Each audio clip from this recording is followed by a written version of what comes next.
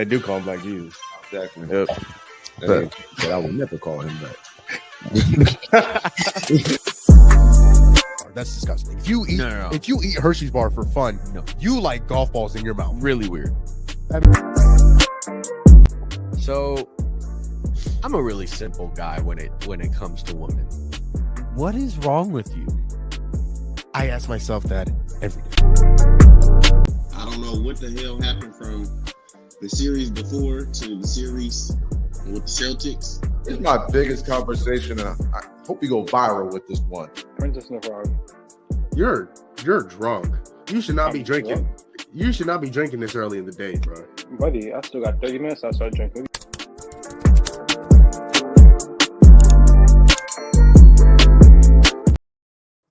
Good evening, morning, afternoon, Kwanzaa, Valentine's Day, St. Patrick's Day, and or Earth Day. Welcome into your favorite show, your favorite podcast, Gumball Sports Machine. This is the show in which we love, we laugh, we hug, we cry, we smile, and most importantly, we are positive.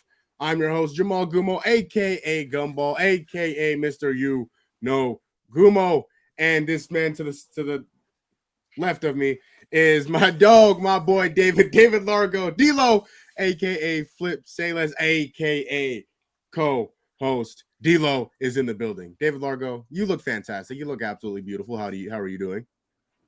Man, I'm living a dream.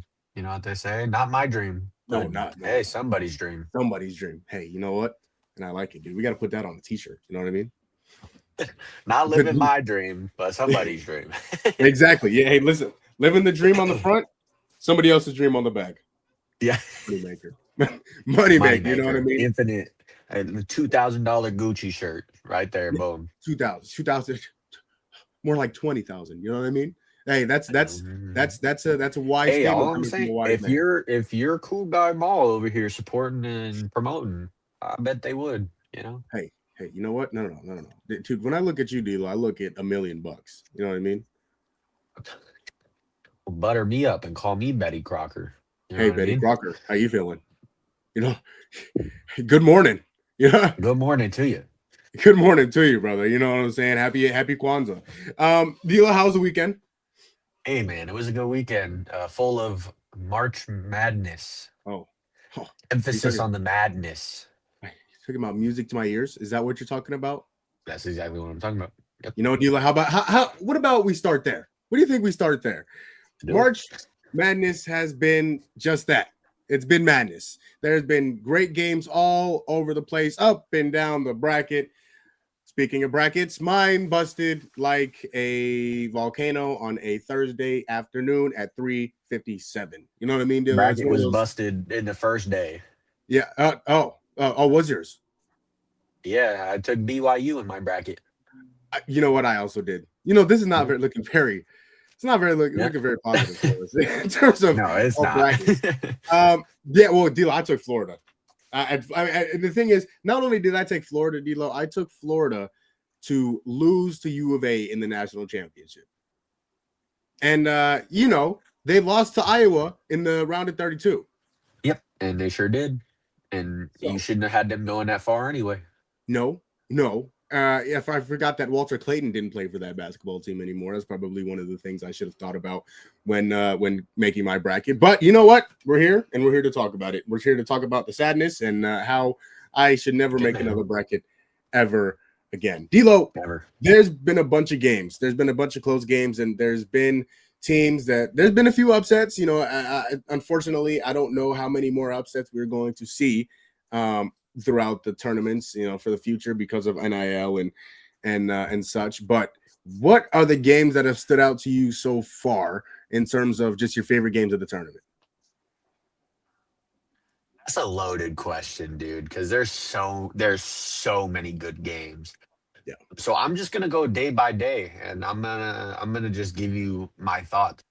I love it. Starting with the 16s and the 11s, right? Loved that UMBC and Howard game. If anybody watched that, I know Man, it was that was a great game. 216 fighting for the 16, but it was a great game, phenomenal Yeah. game. And if we were picking 16s, bracket would have been busted right there because I picked the UMBC to win that game. So Just saying. But moving on, I mean, then you get to the actual first round of 64, TCU and Ohio State. It was a Yep. 2-point game at the end. But I think my favorite game of that day was High Point in Wisconsin. And High Point, can we talk about them? Boy, they got look some great. they got some hoopers, D'Lo. Boy, they look great. And you just keep going. My favorite game, and we were talking about it before, and it's kind of cliche because I feel like it's the game of the tourney so far, but it's Vanderbilt and Nebraska. Yep. And I put it in a group chat. Tyler Tanner draft stock was improving, and nobody said a word. Nothing. I want to put that on the record. No silence. Nobody was watching March Madness apparently, but I was, and I was invested. And it was a phenomenal game, back and forth. And then the later game right after, High Point in Arkansas, was also a phenomenal game. I didn't think High Point would be in it as long as they were, because I thought that Arkansas was going to just, eventually get it going. And we're going to have some really uncomfortable conversations about Darius Acuff. Yeah. We're going to have some really uncomfortable conversations about him. Because at this point, I'm probably more convinced in him than I am Darren Peterson. That's hard to argue. That's very hard to argue, D'Lo. And I'm just saying, everyone would probably still draft Darren Peterson. And I'm looking at Darius Acuff, and I'm like, hey, this kid's right here. He plays hard.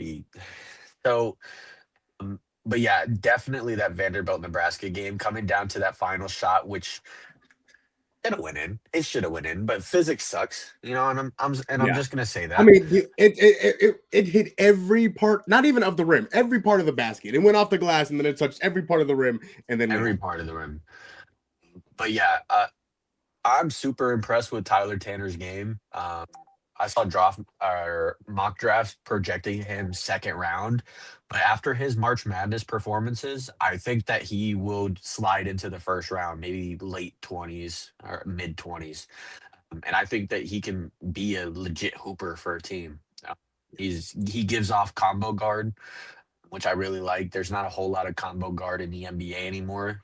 So really enjoyed that game. And it was probably my favorite game of the tournament. So that was a fantastic game. I watched the second half of that game. I missed some of the first half, but I watched the second half of that game. You're right. Tyler Tanner was absolutely fantastic. The thing is, D'Lo, with college basketball especially, I'll see players that stick out to me. Like, 17, he's playing really well. I'm glad you brought his name up, because Tyler Tanner, boy, he was one of the biggest reasons why they were in that game for as long as they were. And obviously, him coming up short on the shot at the end with the half-court shot, which I for sure thought was going in.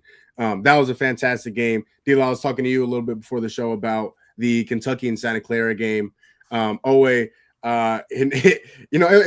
crazy the roller coaster of emotions that March Madness takes you on, because Santa Clara, they're down by 2.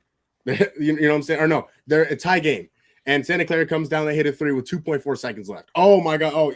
You can even see the players were celebrating on the court. Oh, yeah.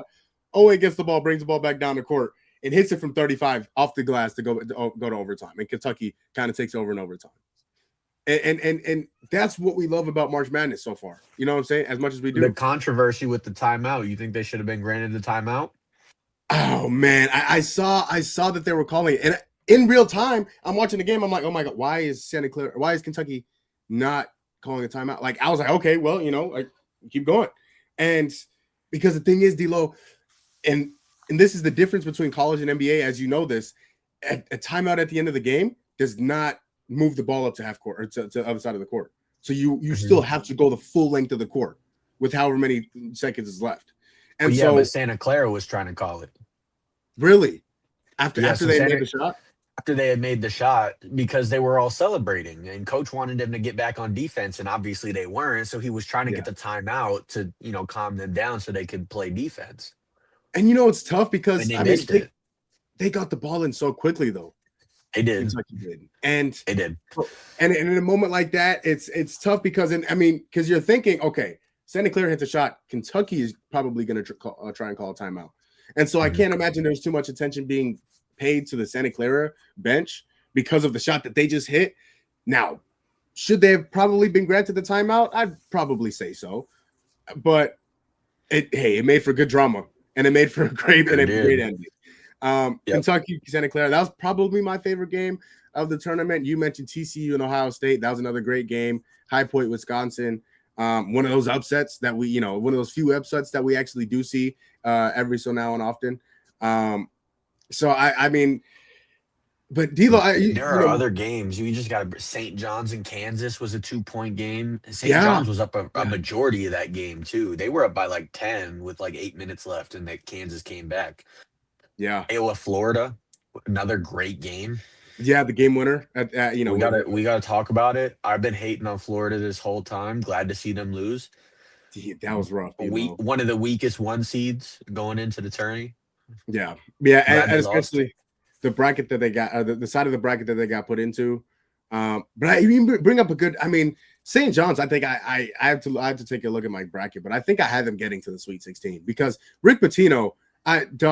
You put him anywhere and he's going to go coach a basketball team and he's going to force them to be good. Like, you're not going to have an option. You're going to be a very good and productive basketball team.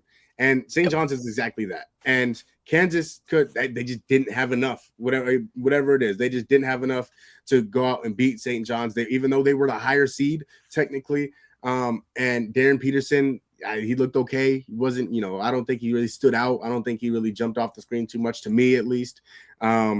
But yeah, St. John's, I have a lot of confidence in that team. I don't think they're gonna get past. I have to see who they're playing in the Sweet 16, but I don't think they're gonna get past the Sweet 16. Playing Duke. Yeah, they're not gonna get past. Yeah, we've seen upsets before. We've seen Duke is a monster, and they have, but they've been really slow in the March month. They have their first game, obviously. They only won by 6. They were down a lot of that game too, and they were, but they pulled it out in the end. And even in that other game that they played versus TCU, obviously they ended up winning by a whole hell of a lot. But yeah, I don't know. They've looked really stagnant during the tournament, and I don't know what's going on with them because they've looked good a majority of the year. And particularly with Cameron Boozer. I don't know what's going on with him, but he looks so indecisive in this tournament where he hasn't looked the entirety of this year. And it's kind of concerning. He looks extremely passive. He does. But, I mean, other than that, I mean, the team is rolling. So, yeah. I mean, you got to hand it to him. Before we move on, I kind of want to talk about it because I think it will be the game of the round of 16. Arizona and Arkansas. D'Lo, you read my mind, brother. Koa P and Darius Acuff Jr. from the game. I honestly, D'Lo, I might go as far as to saying the matchup that I'm kind of looking for is Darius Acuff, of course, because you mentioned it, and we'll get into more Darius Acuff, but Darius Acuff and Braden Burries. Mm-hmm. Boy, Braden Burries had a big part in Arizona's winning that run to 32. Now, for whatever reason, I can't remember who they played at. Utah State. Utah. He came out. He was 4 or 5 from 3. He had a couple of humongous threes to give them, to extend the lead that Arizona had. But D'Lo, this is 100% the game of the tournament, or the game of the Sweet 16. And the thing is, going into March Madness, I think I said it on the pod. It might not be, but I definitely said Koa Pete needs to show off the jump shot. Yeah. And he hasn't had to so far. He's been just bully balling his way to the rim. And I think that Arkansas is going to be their first real challenge. And can he pull out the jumper? Can he show that off? Because Arkansas can put up points in a hurry, and especially with Acuff Jr. He had 36 just last game. Yeah. Right? And they put up 94. So they're going to have to score. And I think Koa Pete needs to show that he can shoot the ball. I mean, I don't think he's shot a 3-point attempt in March Madness so far. I don't think he's done it. So that will probably be the best game of Sweet 16, in my opinion. And It's I'll gonna tell be you what so I'll be good. looking for. Oh, it's gonna be fantastic, D'Lo. And it's funny because that's the last game, second to last game of the Yeah, night. that's Illinois Houston. Thursday. Yeah, Illinois Houston also is going to be that's going to be another fantastic. Houston, one of the best defenses in college basketball. In Illinois, one of the best offenses in the nation. But listen, D'Lo, I think the biggest thing is that I'm going to be watching in that U of A and Arkansas game is how U of A defends Darius Acuff, because you have to do one of two things, D'Lo, and we have this conversation about a few guys in the NBA. You either have to let Darius Acuff get whatever he wants. Let him do everything. Let him get his 35, 40 points, but then take everybody else away. Everybody else away. Or you have to completely take Darius Acuff away and make somebody else beat you. Now, the route that I would go is Acuff, get what you want to. You know what? If you want to go get 35, go get 35. But you can't score all 70. You can't score all 70 points that you're going to need to win. And so if you let that happen, I think U of A has a very, very good chance to win this game. But you mentioned it, D'Lo. Cole Pete is going to be forced to shoot the three ball eventually in this tournament. And if he's not able to, make a couple or even be a threat from the perimeter, it's going to be tough for U of A to compete because, they have a lot of guys. And D'Lo, we talked about it before the tournament. The only flaw that I believe U of A has is their ability to shoot the three ball. They have a few guys. They have Anthony Del Orso, who can shoot the three ball. They have Braden Burris, who can shoot the three ball. And then they have somebody else, one of the guys coming off the bench. He's number 2. I forget his name. His name starts with a D, or his last name starts with a D. Those are kind of their three shooters. Outside of that, they can't shoot the three ball very well. And I'm afraid that might catch up to them because, like you mentioned, Arkansas can put up points, and U of A is going to have to find a way to keep up with them. Dwayne Aristode, by the way. That's what it is. Aristode, yeah. Yeah, that's the guy I was looking for. Yeah, but the thing is that we watched Koa Pete in high school. He can shoot the three ball. Yeah. We've seen him shoot the three ball. So I don't know why he won't bring that out. Obviously, he hasn't needed it because he just plays a really bully ball brand of basketball, which, is great. But at some point, they're going to need to start shooting the ball to keep up. And I think Arkansas is that team that's going to do it because they, like I said, they put up points in a hurry. And if they don't match that, they're gonna get blown out. So, yeah, it's gonna be a good game. Shout out to Texas too, by the way. Texas, who again, that was another upset. And they've been. Sean Miller again. What cinema would it be to see Sean Miller against his former team, the U of A Wildcats, in the Elite Eight? Are you kidding me? Hey, that'd be nice. Oh man. But somebody's gonna have to step up. Somebody's gonna have to step up for U of A. Obviously, Jaden Bradley, the Big 12 Player of the Year. He's not a great 3-point shooter. He can shoot it a little bit. But yeah, Dwayne Aristode, Awaka, the Big 12 Sixth Man of the Year, and then of course Anthony Del Oro. So somebody's gonna have to step up and hit a few shots because I'm sure John Calipari and Arkansas saw what Braden Burris did in the round of 32. And so, he was fantastic. Braden Burris, 5 of 7 from the field, 3 of 3 from 3. And again, Cole Pete is going to have to be aggressive. He's going to have to be aggressive. And he was second on the team, I believe. Yeah, with third on the team with 14 points. So it's not like he had a bad game. But D'Lo, you mentioned his ability to shoot the three ball in high school. It's confidence, man. If he doesn't have the confidence to shoot the three ball, he's not going to. And so how he builds that confidence, I don't know, but he's going to have to build the confidence to shoot that three. If not, it might be trouble. And even then, especially if he wants to compete in the NBA, it's all about the three ball right now. So, got to be able to stretch the floor. Got to be able to stretch the floor, especially at his size too, because he's not super tall. So he probably played, a 3, maybe a small 4. He's got to be able to stretch the floor. So he's got to get some confidence in that jumper and let him go. And maybe that's this week, and maybe that's on Thursday. So I'm very, very interested to see how U of A looks against top 10 pick Darius Acuff. So very, very excited. The top 10, top 5 pick Darius Acuff. Man, there's Yeah, because he Yeah, could I might even be legitimately. willing to say top 3 pick Darius Acuff the way he's playing right now. It's gonna be tough for him to go in the top 3. I mean, It's I gonna be wouldn't. tough. I wouldn't take.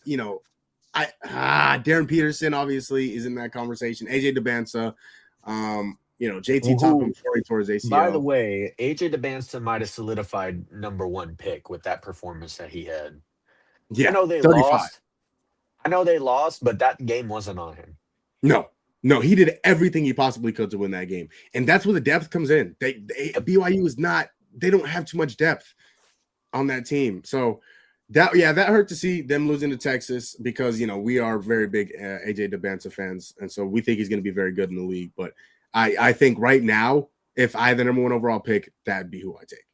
Oh yeah, and Darius Acuff wouldn't be too far behind. So, all right. That is March Madness. We will obviously be talking more about it. We'll be reacting to the Sweet 16 and the games that are going on. We'll be back Friday. So, and that U of A Arkansas game will be over. Obviously, the Illinois and Houston game will be done. So we will be reacting to more of that on Friday. You want to know what's crazy? What's that? You want to know who I picked to go all the way to the Elite Four? Who? North Carolina. All right. Well, I don't feel too bad about my Florida pick anymore. Picked them to go all the way to the Elite Four. Granted, this was before Caleb Wilson was declared out for March Madness, so I thought that they would have him. Man, once he broke his wrist, or I believe his wrist, they might have been done for because he's supposed to be a top 5 pick too, D-Lo. You know what I mean? And he's good too. And that's a bad boy. Really, Caleb good. Wilson is a bad boy. So, and man, so real quick, this was prior to that, so I thought NC was going to make a run, even though they were at the 5. Yeah, injuries in college basketball have so much effect on this team. Oh man. All right, real quick. Dirty Barstool. That's how you say it? Dirty Barstool. As far as those 3 at the top of the draft, I think maybe this year is one of those years where it really doesn't matter. They all look like they have a legit place in the NBA. I couldn't agree more, D-Lo. I mean, if you're in the top, if you have a pick in the top 5 or 6 or 7, is there a bad pick? I knew you're gonna do it. I knew you were gonna do it. Because I thought about it, saying, "I see you ain't no good." But no, I think honestly, I don't think there's a bad pick. Think AJ, Boozer, yep, Peterson, Acuff, Wilson, yep. I go JT Toppin is probably going to be JT coming off at ACL, unfortunately. Keaton Wagler out of Illinois.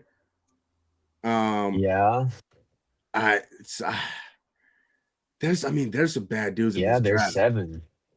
You know what I'm saying? There's 7 at least that I think have really good potential. And again, that's not mentioning the players that we ourselves are high on. Like, we're high on Koa Pete. We think that he could succeed in the league. 100%. Now, is he going to be that top pick? No, probably not. He'll probably go mid to late teens, give or take. Yeah, and I think we're high on Koa. But I think the thing with him is, as high as we are on him, the best thing for him to do, in my opinion, he's got to stay another year, D-Lo. I think so too. He's got to stay another year at U of A. Do I think he will? No. But I mean, listen. At the end of the day, D-Lo, we know this. Money talks. It sure does. Money talks, and you as much money as you make in college nowadays, you can never make as much money in college as you will in the NBA. So it sucks. It sucks. Real quick, he said, Dirty Barstud also said, I don't think there's a bad pick. Maybe there are some lower ceilings, but this draft has a high floor, maybe as deep as 15, 16. I could absolutely see that. That's around where Koa is going to go too. 14 through 16, give or take. Yeah, middle of first round. If you're drafting Koa at 16, I think that itself speaks to how deep this class is. It's ridiculous. It's ridiculously deep. And we're still in the Sweet 16. There could be somebody who jumps up the draft boards, and these last few games or so in the tournament. Boy, we could, man. That's just a small example of it too. Like, wish that they would have won that game, because I really wanted people to see how good of a hooper he is. Yeah, Yeah. He stood out. He jumped off the screen, D'Lo. So it's very exciting to see, man. It's very exciting to see. Also, real quick before we move on, because there was a comment that Dirty Barsta did make, and I do want to get to that conversation. But he also said, what are we likely to see is more guys from smaller schools that are great shooters as teams that look for a Knipple. So, there's some guys around college basketball who just shooters, bro. They play the role so well. So I'm very excited to see though, NBA draft. Again, with NIL, it's going to be harder to find those. Yep. It's because, man, Which we're going to have a conversation on that at some point. We are. Yeah, we have to talk about the NIL. It won't be today, but we're going to have to talk about it at some point. Absolutely. There's one double-digit seed in the Sweet 16, and that's Texas. And it's not like that's a small school. You know what I'm saying? It's not like it's not like their budget. That's a school KD went to. What do you mean? You know what I'm saying? Like, and then they have one of the best players in the women's college basketball, Madison Booker, in Texas. Oh yeah, speaking of March Madness for the women's, have you been? Oh boy! Oh my gosh, Madison Booker. Shout out to Iowa for losing. Yeah, Iowa's good. Virginia took my girls out, man. They took ASU out. So Kamora Johnson was really, really good in that game. She did lose to Iowa. They just lost to. So actually, no, hold on. Did they beat Iowa? They might have beat Iowa. No, they lost Iowa, right? No, Iowa was playing. Because I know maybe I'm thinking of Iowa State.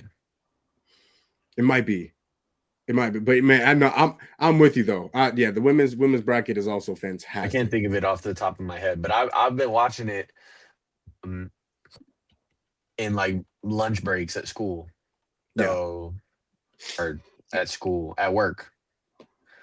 That's some good stuff, D'Lo. I mean, that's Madison Booker might be my favorite player in women's basketball. Period. Like her, I mean, obviously Juju, unfortunately, she's not healthy, but when she gets drafted into the WNBA, she's going to be a problem. So March Madness, it's a great time. March, second greatest sports month of the year. I 100% believe that. It's amazing. You got the NBA, you got opening day coming up this week. So very, very, very excited. So much good stuff. But yeah, Iowa lost to Virginia.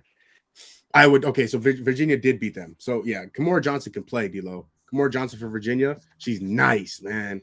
Nice. Hit a dagger against ASU. So, all right, real quick. Well, not real quick. 28 versus Iowa, by the way. 28 versus Iowa in an OT win. I think double OT win. Kamora Johnson? Mm-hmm. Yeah. She's nice. She's nice, D'Lo. Okay, let's move on to the pros for a little bit, D'Lo. Today, I don't know if it was today or yesterday, Victor Wembanyama came out and he really showed out a little bit. He came out and he said, I think I should be the front runner for the MVP. I am the most dynamic defensive player in the league. He said things like offense is not just about scoring. And D'Lo, we had I know you were out Friday, but Tone Kyson and I, we were having this conversation about if Luka could win the MVP because of what he's been able to do. Obviously, D'Lo, he's been dropping 60 and 50 and all these crazy numbers like Luka usually does. Wemby is kind of not talked about maybe enough as he should be in this conversation. And so with him believing that he should be the front runner in the MVP and him wanting to and being vocal about it, saying that he believes he should win the MVP, do you think Wemby has any chance, any shot to win the MVP this season? Oh, yeah, definitely. I definitely think he should be considered in that conversation. And right now, I think that there are 4 guys that I can confidently say I would be okay with them winning MVP. One is SGA. Obviously, Thunder first in the West. He's a big part of the reason why, especially with no J-Dub for a majority of this season. He's coming back. He should be back this week. Should be back. They said next game, but I don't know when their next game is. But yeah, J-Dub is coming back. So he's been doing all of that without their second. Oh, some say second, some say third best player on that team, depending on if you have Chet over him or not. I then have Luka, because of what he's been able to do with that Lakers squad. They're, I think, in the top 3 in terms of seeding right now. The I Lakers do are. believe so. And he's been hooping. And when you look at it statistically, Luca has outcompeted Shea almost every month if you look just statistically. Yeah. So by that factor, I think that you can consider him in that conversation. Jaylen Brown. Yep. And again, I know a lot of people are going to look at me crazy for saying that, but what he's been able to hold that Celtics team to without Jason Tatum, they were the 2nd seed prior to him coming back. Like, we all thought that they were going to be maybe a play-in team. So I think that you have to include JB in that conversation. And then Wemby. I think that he is definitely in that conversation, considering the Spurs are only 3 games back of the Thunder. They're 3 games behind the Thunder for that 1st seed, and the Thunder have not locked up that 1st seed yet. So the Spurs could theoretically go out and get that 1 seed, and if they get that 1 seed, I think it only makes his case stronger. And we didn't think that the Spurs would be this good this early yet. I know we were talking about it prior to the season, and I think a lot of us had them sort of around the play-in, maybe around 6 to 8, give or take. And dude, they've been so good, especially Wemby, obviously, but just the depth around them. Obviously, you have Fox, you have Harper, you have Stephon Castle, who, by the way, that guy is good. He's a problem. He's a problem. Yeah. And, that's not even all that we don't talk enough about Devin Vassell or Keldon Johnson, or we don't talk about these guys, but they're there and they're contributing. So when you look at the factors around it, if Wemby finds a way to get that number 1 seed, it gets hard not to look at him and be like, man, why can't he have MVP? Why can't he have it? You know what I mean? He's for sure getting deep boy. And if he doesn't, I think it'd be a travesty if he doesn't. But if he finds a way to get that 1 seed, I would not be shocked if he won an MVP this early, by the way. And it's terrifying, D'Lo. It's terrifying for the league. And the reason I say that is because, and I've said this multiple times on the record, off the record, D'Lo, obviously you and I talk all the time. I think in 10 to 15 years, Victor Wembanyama will be thrown into the GOAT conversation, into the greatest player of all time conversation. And the fact that it's starting now in year 3 of his NBA career is terrifying. And the fact that he could win MVP in a league with Nikola Jokic, in a league with SGA, in a league with Luka Doncic is terrifying in year 3. And I'm with you, D'Lo. I think it's absolutely possible he could win the MVP this year. With the numbers he's put up and the consistency he's played with, and him just being in the lineup all year for the most part, it's been really, really refreshing to see a guy that cares as much as Victor Wembanyama. I mean, you're looking at a guy that's, he got a lot of slack for it, but I mean, crying after a regular season game, I think they were down by 20 to the LA Clippers, and they came back and won, and you saw him crying. Me looking at the competitor that I am, D'Lo, man, this guy cares. This guy cares about regular season games. It's refreshing to see that that's still around, D'Lo. And again, and it's not only that. It's not only, this guy is there anything that he can't do? He can shoot the 3 ball. He can get to the basket, obviously. He can play with his back to the basket, post up. He can shoot the fadeaway. He can shoot the midi. And again, you talk about defense. He's going to win Defensive Player of the Year, like you said, D'Lo. He can guard on the perimeter. He's obviously the best shot blocker in the league. He could easily win MVP. And you can make a very good case that he's a top 5 player in the NBA. And it's just, again, it's so refreshing to see. Now, if I was a betting man, would I bet on him winning the MVP? Not exactly. I wouldn't exactly bet on him winning the MVP, again, with the years like Jokic have had and SGA have had. And Luka has had. It's hard to put his stats up against guys like that, guys who's had years like they have. But if he won it, I can't say I'd be upset about it. You know what I'm saying? I can't say I'd be rebelling or pitchforking or protesting about Wemby winning the MVP because it'd be much deserved. And like you mentioned, D'Lo, this team wasn't even in the playing game last year, and now they're the 2 seed in the Western Conference. Wemby's rise is terrifying, D'Lo, and for the rest of the league, it's I don't know what you do. I don't know what you do. Know what you do. It's insane. All right, let's see. Scary. And Terrifying. Looking at it though, when you think about it, there's only 10 games left in the season, and they're 3 games back of the Thunder. So the Thunder would need to lose at least 3 games for that to happen. Yeah. But the Spurs own the tiebreaker. They've dominated Oklahoma City this entire year, and part of that is because Wemby has a absolute vendetta against Chet for just absolutely no reason in the world. By the way, None at all. But that would make an interesting conversation. At that point, you could argue. I think right now you could argue, but that might push it over the top for voters.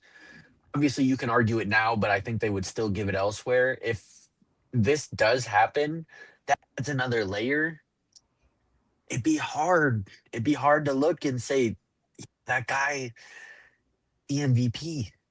It'd be hard to look and not say that. And the thing is, and D'Lo, you mentioned the number 1 seed. The Spurs don't have a very tough schedule left. No, They don't. They don't. I mean, they got I'm looking at it right now. They got the Grizzlies, who are not good. They got the Bucks, who are not good, and especially without Giannis. They have the Bulls, who are really not good. And then they have the Warriors, who are definitely not good. And then they have the Clippers, who are okay. They have the Nuggets, obviously, who are a good basketball team. And then they have the Sixers, who are good. Then they have the Blazers, the Mavericks, and the Nuggets to end the season. So, I mean, that's very winnable games. Very winnable games. And then you look at the Thunder. They have the Celtics on Wednesday, the Bulls, then the Knicks, the Pistons, and then after the Pistons, they got the Lakers again, the Jazz, the Lakers another time, the Clippers, the Nuggets, and then the Suns. There's a lot of losable games in there. We talked about the Lakers are rolling right now. Yep. Obviously, you can't count out the Nuggets because they have Jokic. Again, you could say the same thing for the Spurs in this case, but you can't count them out. No. I would love to say Detroit, but with that Cade injury, it's unfortunate. I hope that he's back in time for them to show what they're capable of in the playoffs. But Boston can go out and get you that game, right? The Suns, they've shown it already. They can go out and win that game. So, I mean, and by the way, you might have to remind me, Dylan Brooks, what's going on? What's going on with that? So after tonight, we don't have another game until Saturday. The Suns, that is. There's a very good chance he could be back Saturday, but we have a 4-game road trip. So the hope is that after tonight, they play at home against the Jazz on Saturday, and then after that, they have a 4-game road trip. The hope is that he returns sometime during the 4-game road trip. So after Saturday, he'll be back for that Thunder game. He should be, yeah. So, and that's a winnable game. Absolutely, and especially at home, it's going to be tough. I mean, the Thunder can't just pack it in. They can't just pack it in and say, all right, well, we got the 1 seed. We can just kind of, we can just kind of cruise control until the playoffs. If they do that, they're going to lose that 1 seed. The other thing is with J-Dub coming back, chemistry, that you got to find it again. They're going to have to. And now, obviously, you're inserting, a really great player, but he's been out a majority of this year. Who's he getting minutes for? You bench, keep him on the end of the bench for Jared McCain. Is AJ Mitchell's numbers going to go down? They just have so much depth that it's bound to get somebody cut minutes, and it's who is that? Who's going to cut minutes from? Who are you going to do that? So, and when you ask a lot of people, and it's tough, you ask somebody, oh, those are champagne problems. Oh, those are good problems to have. Yeah, they may be good problems to have, but keyword problem. because you are going to have a problem. Okay, you know what? Jared McCain, you've been playing some good basketball, but Jalen Williams is coming back.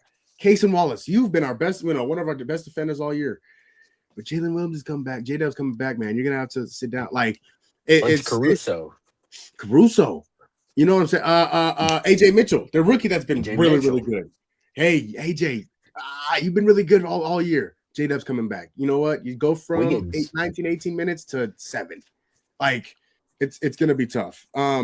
So again, the Thunder are still terrifying. I still think they're the best team in the West. I still think that they are the team to beat in the West. Yeah. I think that they are the team that will come out of the West.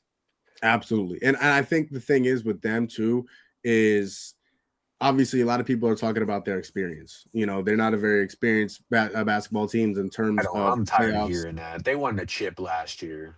Like no, I'm sorry. The Spurs. I'm sorry. I'm talking about the Spurs. Got it. Excuse me. The Spurs. They're not. Which is a possibility. It is, but again, I saw my team. We saw that. I saw my team. You know, a team with Devin Booker and Mikal Bridges and DeAndre Ayton and a bunch of guys that never been to the playoffs that year make it to the finals in their first year, going to the playoffs. So experience, yes, sometimes maybe it has a factor, but when you have a player like Victor Wembanyama, D'Lo, I don't know how much experience could be a factor. I mean, at the end of the day, it's basketball. It can be because we said the same thing with SGA when they lost to the Mavericks. Yeah, that's true. So that's true. It can definitely play a factor, but again, I think that they also have enough around them to make up for that. Yeah. Obviously, we talk about De'Aaron Fox. We talk about Stephon Kemp. Those guys on any given night can go out and explode for a great game, you know? So it's going to be tough. It's going to be so tough. And the thing is that I don't know if the Spurs will play a team that was as cohesive as that Dallas Mavericks unit. They were together, man. And they were deep, and I think maybe the Nuggets when you look at it, but I think they'll be on the other side of the bracket. I think they're going to end up 4-5, and they'll have to play the Thunder in the second round. Man. You know what I mean? So do you like it for the playoffs? Yeah, it's gonna be. Well, I can't wait for the Western Conference version of the playoffs. The East is looking kind of lackluster. It's maybe 2 teams that could realistically come out of the East. Yeah, which is sad. It's I mean, there might be a sleeper team or two, and something we're gonna get into here in a little bit. Get into it. Yep. Yeah, it's not looking very promising on the Eastern side of things, you know. But yeah, it's gonna be fun, man. I cannot wait for the NBA playoffs. Let's get to some of these things that Dirty Bar said. He's saying in the comments here. Let's see. You know, we were talking about Wemby. He said Wemby does team score less against the Spurs and has the offensive gravity that gives the Spurs. I mean, again, you playing against Wemby, you have to come with everything that you got. I mean, you got all weapons, all hands on deck because he's a problem. The best across the board, capacity to just run through any guy that's hot. He is MVP because his team is so much better with him. That's a great point. That's another. He's extremely valuable to that team. He said, I watched Jordan's rise in his presence on the court. Until Wemby, no one else had the same sheer gravity and ability to shift the entire offense like him. That's 20 points per game too. Again, it's hard for me to. Are you referring to maybe someone that happens to wear a crown? Yep. Because he has that effect. He does. So he does. You know what? Maybe you could throw Steph into that conversation too. Steph is also in that conversation. Yeah. Because I mean, you talk about Shaq. Shaq is another one. Yeah, Shaq is another one. There's not a lot of them, but there are players. The list is very short. The list is very short. Yeah, but I mean, like you said, Steph, Shaq is another one. Bron, that have the gravity like those guys do, though. Very few guys, man. Very few. KD is another one. Mm-hmm. So, the Spurs have Wemby. 8 of their top 10 players averaging 10 plus points per game.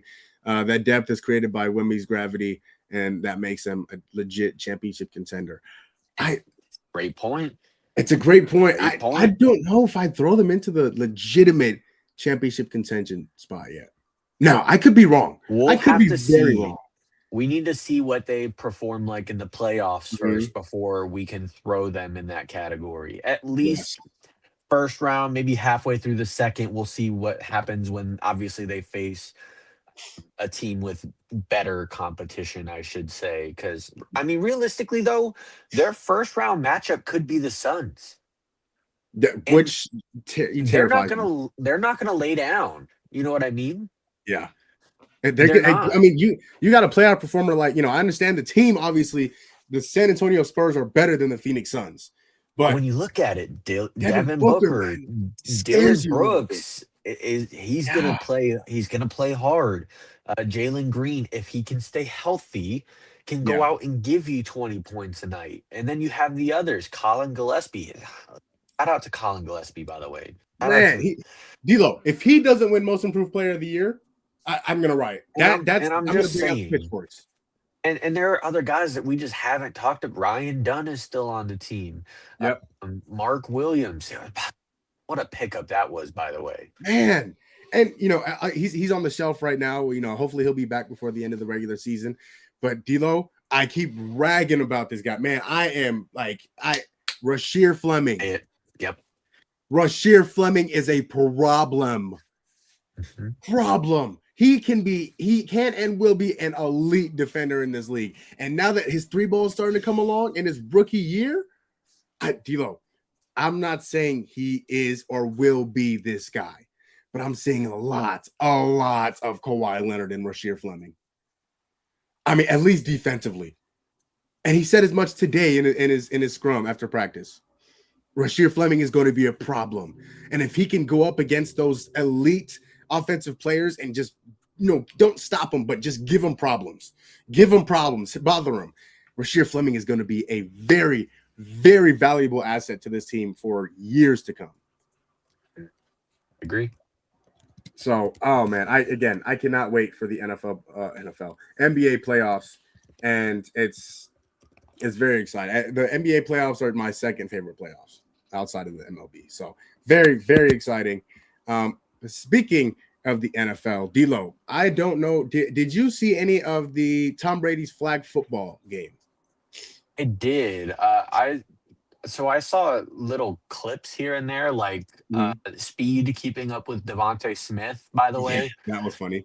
This is a guy who plays in the NFL and he's getting step for step by a YouTuber, which is kind of crazy. But by the way, I mean, that just shows you how much of a freak athlete Speed is, by the way. Speed is ridiculous. Like, if he wanted to, Speed could realistically be a professional athlete.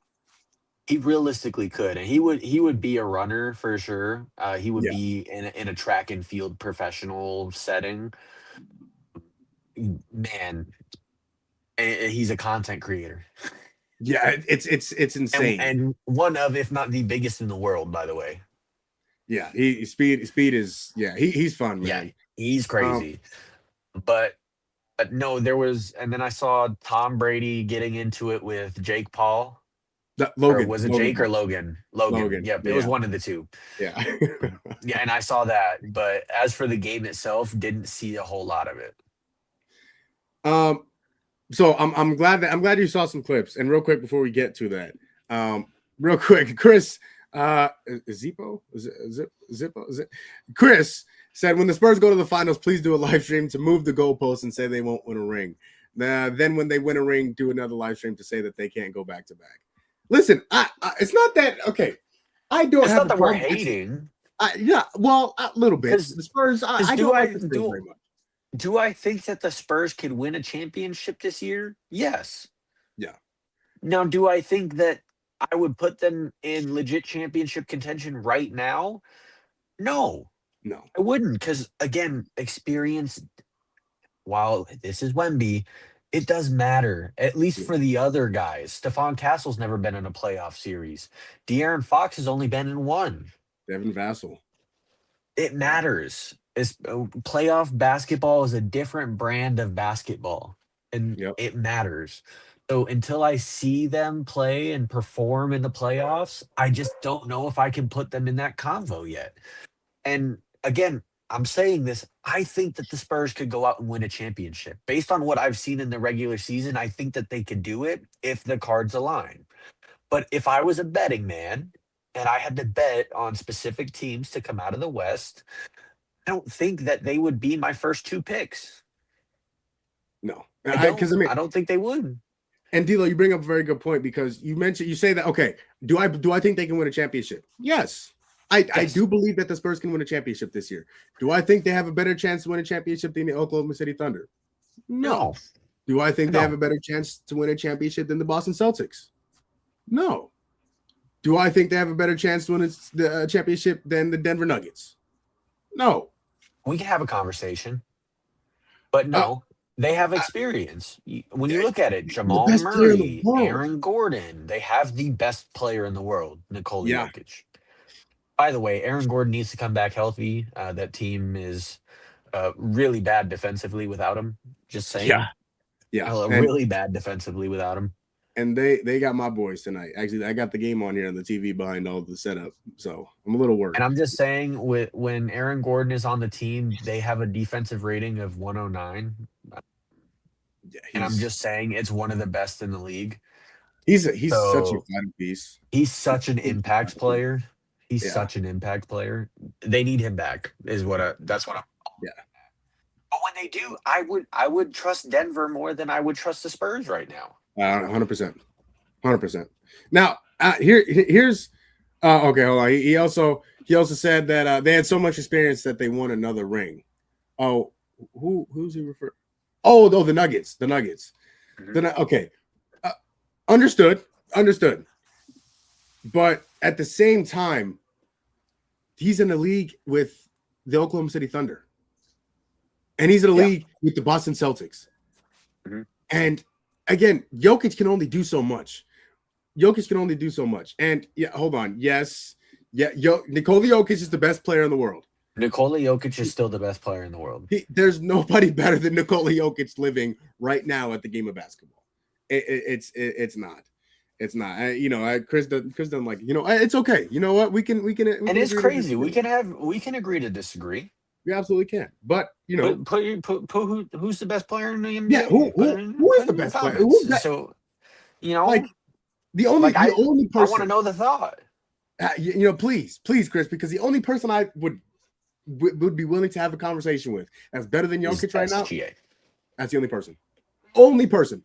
That's it. Because he's flirting on back-to-back MVPs and potentially back-to-back rings. Yeah. It's not even close. It's SGA, it's Jokic, and then who after that you can have a conversation. Yeah, you can have put whoever you want there. Those are two best conversation. All right, D'Lo, let's move on to some football here for a few minutes. The reason why I bought real quick before we get there, he did say SGA is better. Again, you have an argument. Yeah, you have an argument. I'm not mad at that. But you're standing up for San Antonio, so I thought you were going to say Wemby. I thought he was too, D'Lo. I thought he was too. Again, SGA, you got me. Okay, I don't think he's better, but he absolutely has an argument. It's here. It's neck and neck. It's neck and neck. If you want to flip it and go there, I'm not mad at you. No. But it's got to be one of those two guys, D'Lo. It's got to be one. It has to be one of the two. That's it. But the reason why I brought up football, D'Lo, and the reason why I brought up that flag football game is because there's one name that stood out above the rest, and that name was Odell Beckham Jr. Odell Beckham Jr. made a couple wild catches, D'Lo. He had an insane one-hand catch over two of the USA flag football guys. He had another touchdown catch where it felt like he was floating in the air for about 10 minutes. And he looked good. And his performance in that flag football game reportedly has caused some NFL teams some interest in Odell Beckham Jr. And obviously he did not play this year coming off of an ACL injury. Okay, here we go. We're going to come back to that comment, by the way. Okay. All right. Well, Wemby's not better than Jokic. Wemby is not better than Jokic. We'll definitely come back to that conversation. But hey, Chris, appreciate you tapping in with us, though. D'Lo, I mean, Odell looked good in this flag football game. Mm-hmm. Is there a place that would give an opportunity to Odell Beckham Jr. Again, at one point in time, he was one of the best receivers in the NFL. He is a Super Bowl champion. He did have a lot to do with that Rams team winning a Super Bowl. So is there a place that you think could give Odell an opportunity to go play again, go give him another opportunity to go win a championship? Glad you mentioned the Rams. That's my pick. Funny enough. And listen, he was already there. He won a ring there. He was there. He got hurt in halftime of that game, and he was playing better than Cooper Kupp that year, who won, Well, he was Super balling. Bowl MVP. Yep. He was hooping. And when you look at it, he doesn't have crazy high expectations if he does go there. He would be wide receiver 3 because obviously you have Puka, who is a top 3 receiver in the NFL. I think we can say that. Yeah. Top 3 receiver in the NFL, and then right behind him you have Devontae Adams, who is still really, really good at the game of football.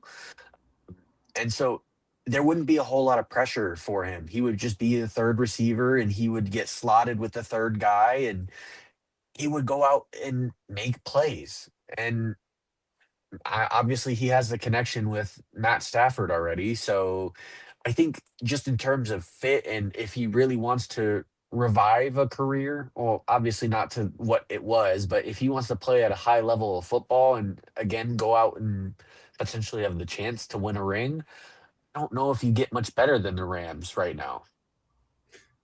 D'Lo, I might sound crazy for saying this, and You are. I I really, really want to see him go here. Man, I want to see Odell go to Kansas City. Go send him to Kansas City. Go play with the GOAT. Say that. Go play with Patrick Mahomes, boy, and see what you got. Because obviously you lose Hollywood Brown. Hollywood Brown, I believe, went to Philadelphia. I believe he's an Eagle now. And you have Rashee Rice. You have Xavier Worthy. So you have 2 other guys that can take all of the distraction away. Travis Kelce is also coming back. Yeah, signed a 3-year deal, by the way. Yeah, but I thought that too. But you got D'Lo, there's got to be some outs. After there's got to be some options in that contract. So there's got to there's probably some ways to, after the second year, team option or mutual option or whatever it is. See you later, sayonara. You know what I'm saying? Man, I'd love to see Odell go to Kansas City with Patrick Mahomes and Andy Reid and Eric Bieniemy. And now that they got Kenneth Walker, and now they have a legitimate offense around Patrick Mahomes, and hopefully he's able to come back sooner rather than later. But to see Odell in Kansas City with that offense, it would be very, very exciting. And for him to stay healthy, because they're going to throw the football. Again, they went out and got a running back, and now hopefully now that you have a running back, you're able to run the ball, which can create play action, which can create other opportunities for these other wide receivers, one being possibly Odell Beckham Jr. And hopefully, I think he still has some left, D'Lo. I don't think he's completely done. He has something in the tank left.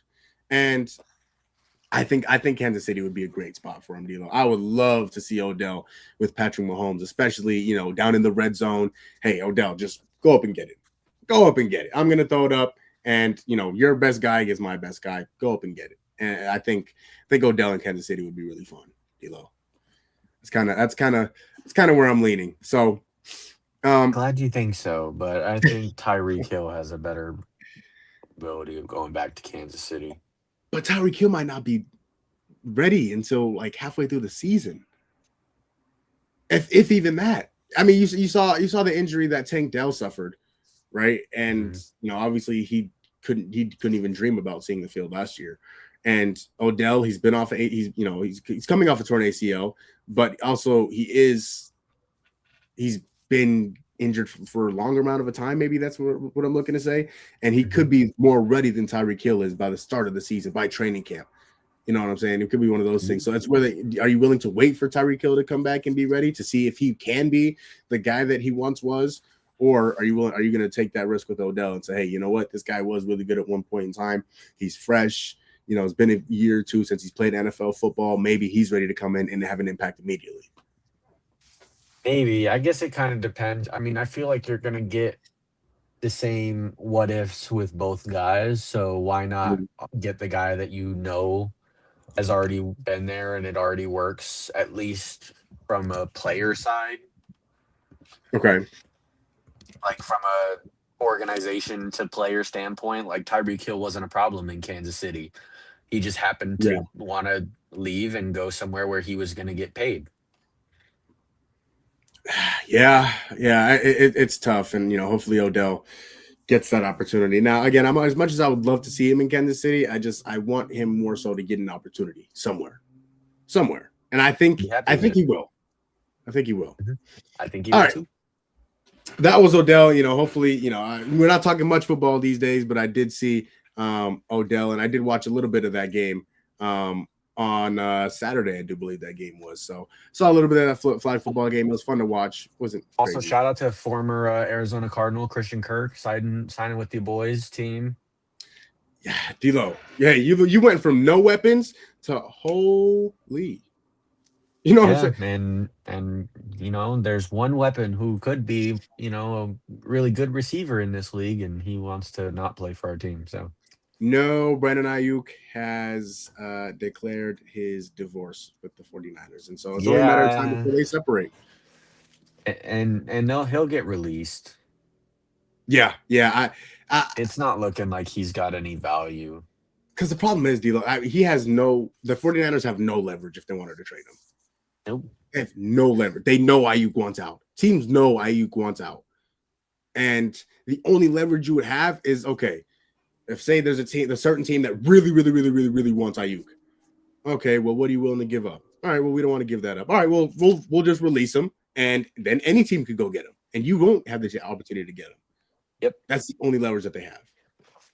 And yeah, it's Brandon Ayuk. That's another good situation. So, all right, D, let's get back to some basketball. And not necessarily the basketball itself, but one rule that has been absolutely really ridiculed as long as, it's kind of been out.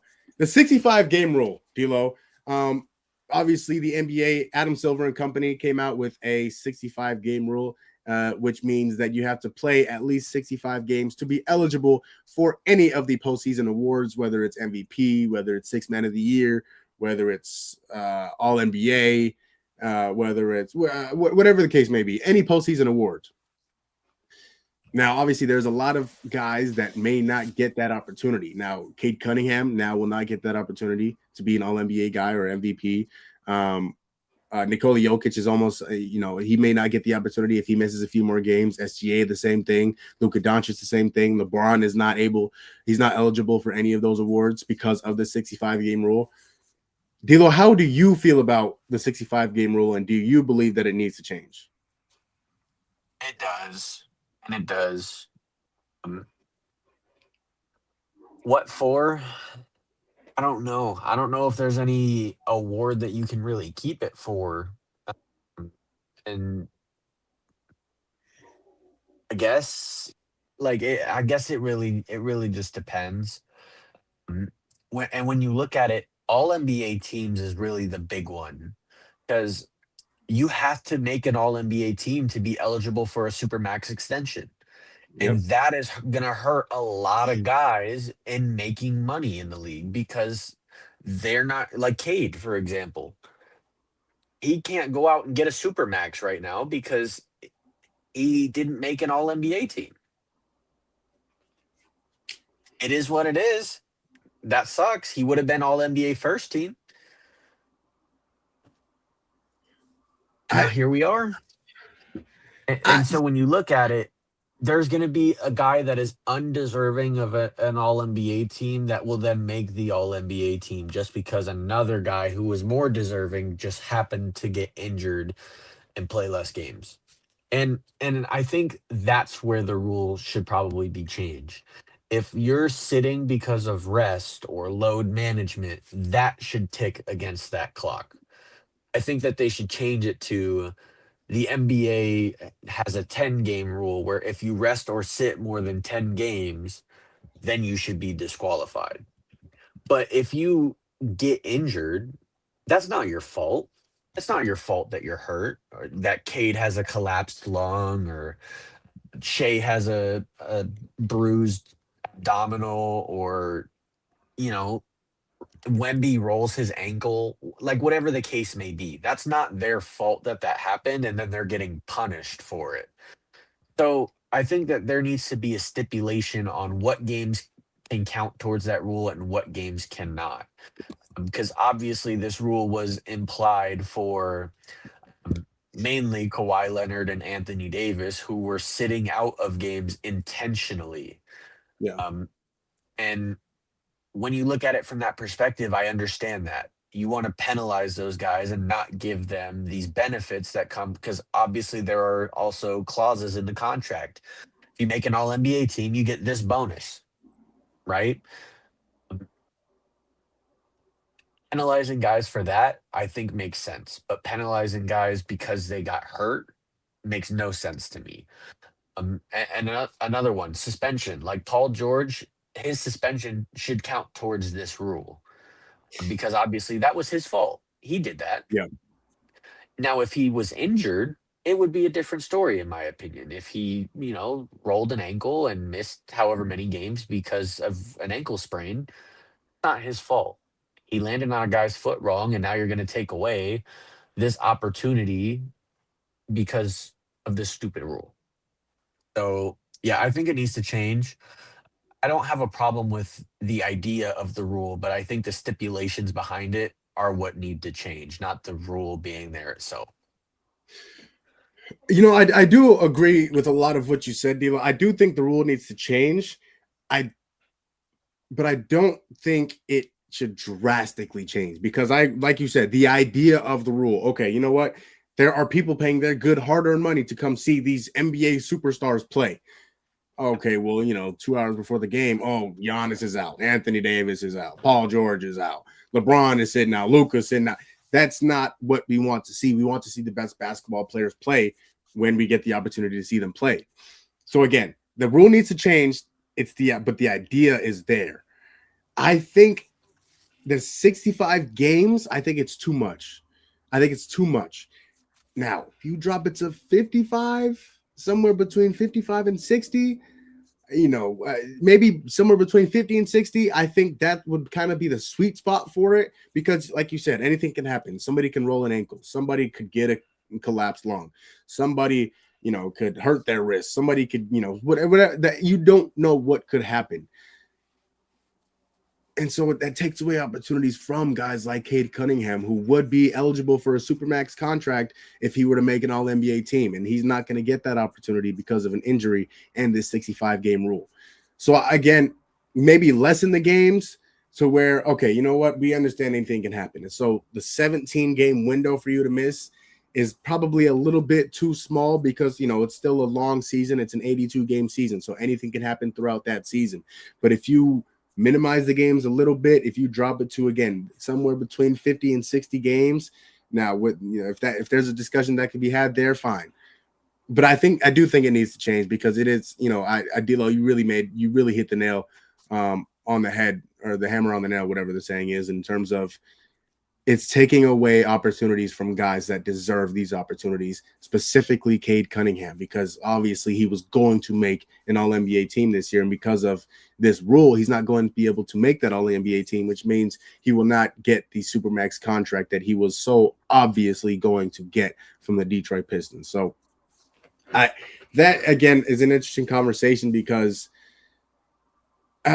you try to prevent, whether it's tanking or whether it's injury management or load management, and you want these guys to be on the court. You want these guys to really show up and give the fans their money's worth. And for a while, they were not doing that as often as they should have been doing that. And so, which is the reason why this rule was inputted into the league. But now that you've inputted it and it's been a few years, I think it's time to make a few changes. And I just want to point out the Players Association is already pushing for this rule change. Yeah. And specifically citing Cade Cunningham's injury. That injury is a freak injury. That doesn't, when's the last time you've heard of a collapsed lung as an injury on the injury report. Like that just doesn't happen. No. And so when you look at it from that perspective, and even if you go further than that, Nikola Jokic is right on the cusp. Victor Wembanyama is right on the cusp. So if they miss a few games, they're going to be ineligible. You're telling me these guys shouldn't be considered in these categories because they're 1 or 2 games off the cutoff? Like, that's a bad rule. It's a bad rule. Yeah. And I think 65 games is harsh, especially for an 82 game season, like 17 games. And while it sounds like a lot, it's really not in the grand scheme of things. Season runs from what, late October all the way until late April. Yeah, that's That's a long time. And when you think about the amount of time that they play, injuries, strains, sprains, and then obviously you have the freak ones like this. Giannis himself, he's how many times what's going on with his calf, by the way? What's going on with it's the calf, and then this knee thing just came out. I don't know. Where it looked like a hyperextension. And that's obviously that's a whole nother situation where they want him to sit and he doesn't want to sit, and oh man. But like when you look at it, those guys should be all NBA. They should be in the running for MVP. And instead you're going to have specific players who probably shouldn't be in contention for this award being in contention for this award because they met the game requirement. Yeah. And I think that is where it needs to go. So again, the Players Association is pushing for it. I don't think that they should get rid of the rule. I think it's a great rule, especially for us fans, again, as you mentioned, who pay their hard-earned money and want to see these guys play. So if we're paying you money to come see you play and then you don't play, I don't want you to get this award and make bonus money for playing 40 games. Like that's a load of, what, by the way. Poo-poo. Yeah. Poo-poo. So I think that the rule is fine, but the rule itself needs to exclude injury. Yeah. And I think when you look at it too, like, especially, I'm going to bring it up because, we know them for it. Kawhi Leonard and Anthony Davis, if you put sprained ankle, I think you need to show video proof of where was this ankle sprain at?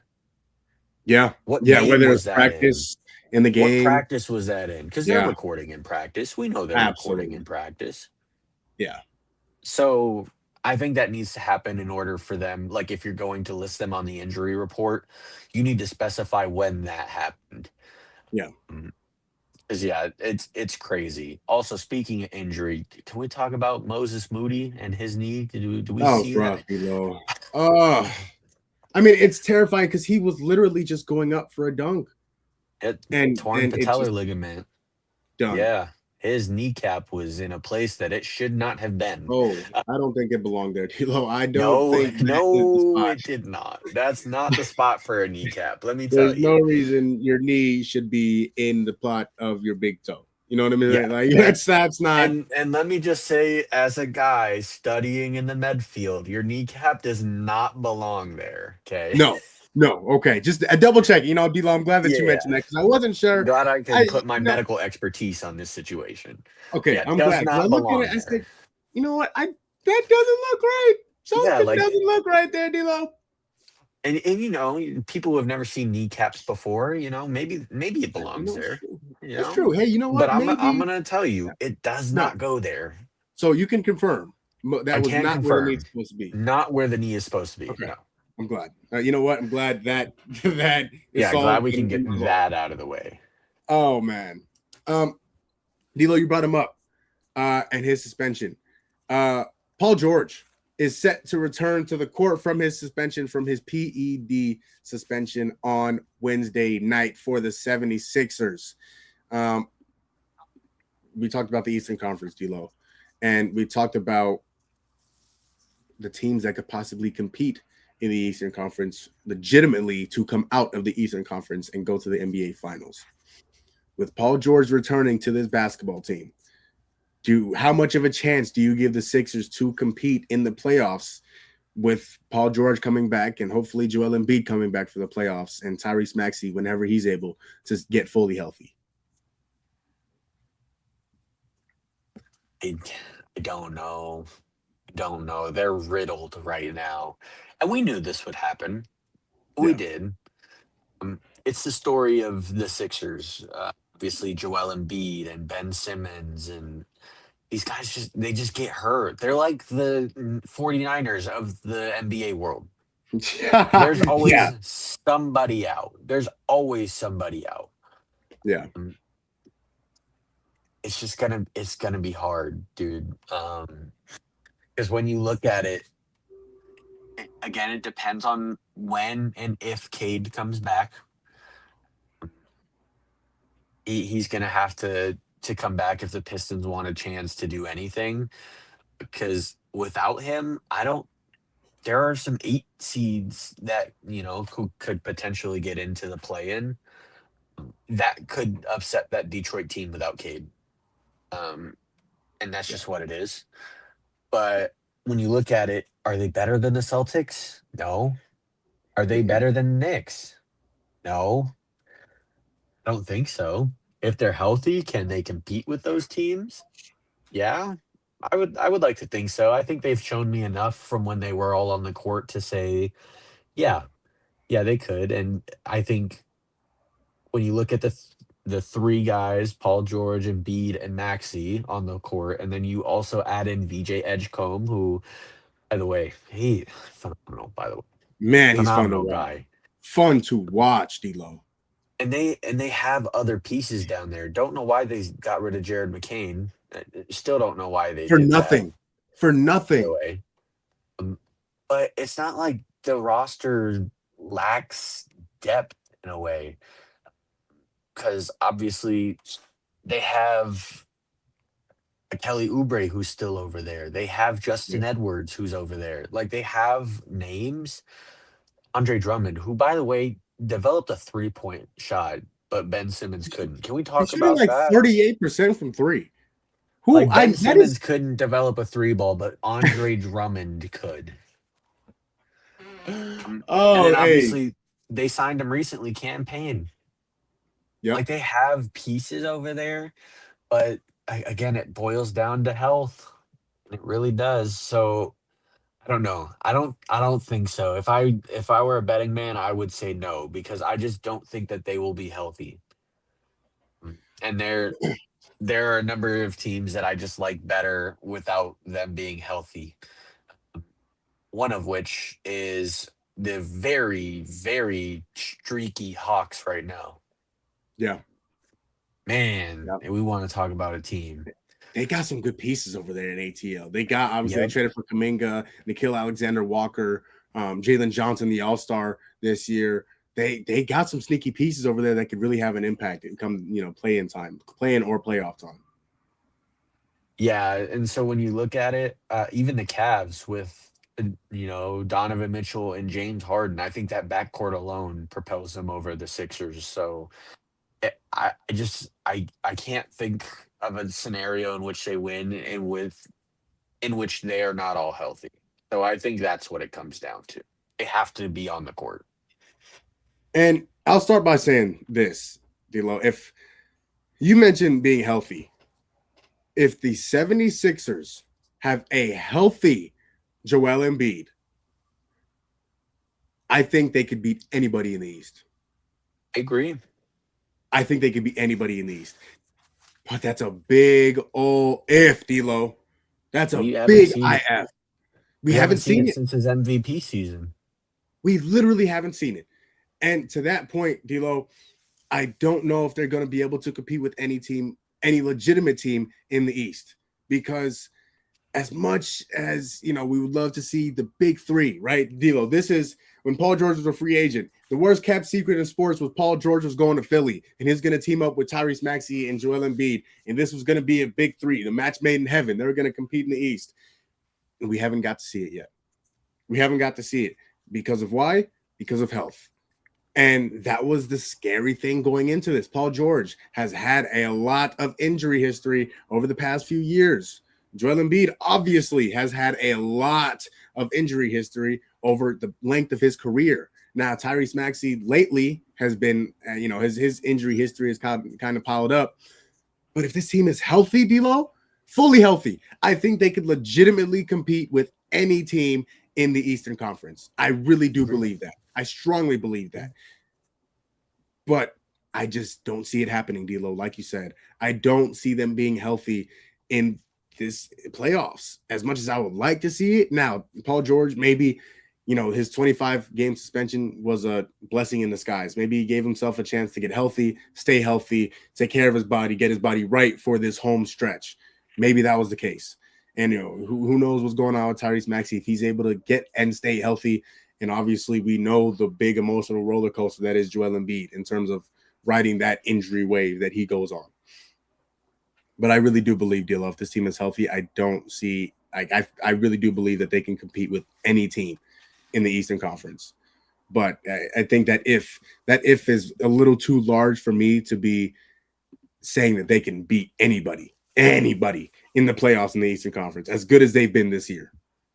And the thing is that they're in the play-in currently. They're at the 7th seed right now. So if they win that first play-in game, they're gonna have to play Boston. You're gonna need Embiid for that one. And you're gonna need you're gonna need all of them. All three of them. You're gonna need to assemble the Infinity Gauntlet. You need all of them. So I mean, when you're looking at it from that perspective, you might have teams that would consider losing the play-in game to duck Boston, because I think Detroit is just a more favorable matchup right now. No Cade, they're beatable. So I don't know. It'll be interesting to see. Obviously, you have to get by the play-in king, Miami Heat. There's no better team in the play-in. There's better team in the play-in. No better team in the play-in than the Miami Heat. Nope. So, man, yeah, my guys. It's gonna. Those are your boys, D'Lo, and they're gonna be facing, whether it's the Pistons or the Celtics. If you get the Pistons, I probably would put my money on in the Miami Heat without Cade Cunningham. But if you get the Celtics, D'Lo, it was a good season. You know what I'm saying? It was just. It was a great season. Bam scored 83 points in a game. Great. Let me tell you. Hey, listen. Hey, has Jason Tatum ever scored 70 plus? Nope. Never happened. It's Donovan. Donovan Mitchell did score 70. All right. Yeah, but did he score 80? Well, I was leaning on my guy Devin Booker. Yeah. Did he score 80? No, he didn't. Of course. All right. Well, my guy scored 80 though. He scored 80. Yeah, way to take the energy out of the room, D'Lo. You know what I mean? Yeah, my bad, guys. My bad. Yeah. Jesus, been talking all this Bam out of bio conversation. Let's talk about a real NBA superstar. Tyler Hero. Yeah. All right. Well, that may really maybe Miami Heat superstar, yeah, for sure. But NBA maybe not. But real quick, Dirty Barstud said he likes where our ATL is. They just need to get a bit lucky with the top 3 draft pick. They have a habit of picking badly with the high picks. They do. I mean, in the draft, they but exactly again, number we one were talking about it earlier. Do they need a high draft? Do they need a top 3 pick? The draft class is loaded. No, that's the thing. So while they have that New Orleans pick, unprotected, by the way. Unprotected. If they have that New Orleans pick, I don't think they need it to be in the top 3 for them to, be happy with where they're selecting. No. Because if you get 4th pick, 5th pick, you can go out and get a guy like Acuff Jr. Boy, you bring in Acuff, and you pair him with Reese Shea, the number 1 overall pick a few years ago. You pair him with Jonathan Kuminga. You pair him with Jalen Johnson. Mm-hmm. Oh man. Onyeka Okongwu. Oh man, they could be a problem, D'Lo. Can be a problem. Dyson Daniels, who really has to get better offensively. Yeah, he's gotta. Yeah, but I mean, defensively, he's still phenomenal. He's top 5 defenders in the league. 5. Yeah, he's absolutely in that conversation. But he's might be top 5 worst offensive players in the league. So that has to even out somehow. So you know what I'm saying, D'Lo. So, And he's right. Look at that next. He's right. yep. He said they may not mean, D'Lo, you mentioned they may not need a top pick, but if there's a Wemby, Cunningham, Flag, etc. on the board, it makes a huge difference. A lot easier if you get that right. It does. And It AJ does. could be in that category. Yeah. AJ very well could be in that category. AJ DeBansa, and again, you mentioned Acuff, who could be in that category. Darren Peterson. There's a lot of talent. Boozer. Cameron Boozer. It's going to be really fun to see where these guys go and where they look. And again, the tournament's not even over, D'Lo. The best part is yet to come. Yeah, shout out to the Indiana Pacers for gonna get the number 1 pick, and they'll get Tyrese back, and they're gonna be good again. I'm not even mad at it. You know what I mean? I'm not even mad. The Pacers are a team that you like to root for. They work hard. They're scrappy. They don't go and get, they're not the Los Angeles Dodgers, or they're not the Lakers, or the Knicks, or the Yankees. They don't go out and get all these star players. They just work harder than you do. That's it. They just work harder than you do. So, man, I'm glad that you brought this up, because I believe the 24 draft was the one that Reese was drafted number 1 overall, and Stephon Castle would have been a very good piece on that basketball team and in the ATL. So, and he would. D'Lo, let's close out with this. Okay, we're talking about the NBA playoffs, and we've kind of mentioned a few teams here and there. Is there a team that you look at, D'Lo, and you say, you know what? I don't know how I feel about that team. That team has problem A, B, and C, and I don't know if they'll get out of the first round. And whether it's in the Eastern Conference, whether it's in Western Conference, is there one of those teams, D'Lo, that you look at and you kind of question their ability to get far into the NBA playoffs? Yeah, I think that there's a few, actually. Obviously, we were talking about it. I'm not going to continue to talk about it, but Detroit without Cade. Yep. I think that they can go in and easily lose in the first round if he doesn't come back. But I want to go into some other teams that could potentially get upset. Well, not upset based off where their seedings are, but upset compared on where they entered from the beginning of the season. Okay. I think number 1 is the Rockets. Oh my Lord, we were talking about them as finals contenders, and they're the 6th seed in the West. They're bad. They're a bad basketball team, especially on the defensive end. And Amen Thompson does not make up for that. They're horrible. Another team that really you could go either way just based off of how seeding works is either Denver or Minnesota. Obviously, Minnesota back-to-back Western Conference Finals appearances, and then with the Nuggets, you have player in the world. He gets first rounded. There's going to be uncomfortable convos. Ooh. There is. Oh, there are going to be some very, very uncomfortable conversations had. And again, this Jokic conversation that we're having might have to change a little bit if he gets first rounded. Yes. But I think the biggest one for me is actually out in the East, and they're currently the 4 seed. It's Cleveland. I think Toronto could go in and upset the Cavs. I genuinely do. And I've said it since last year. I'm not a believer.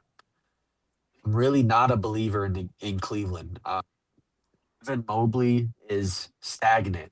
There's been no growth from Evan Mobley. If anything, he's gotten worse. Yeah.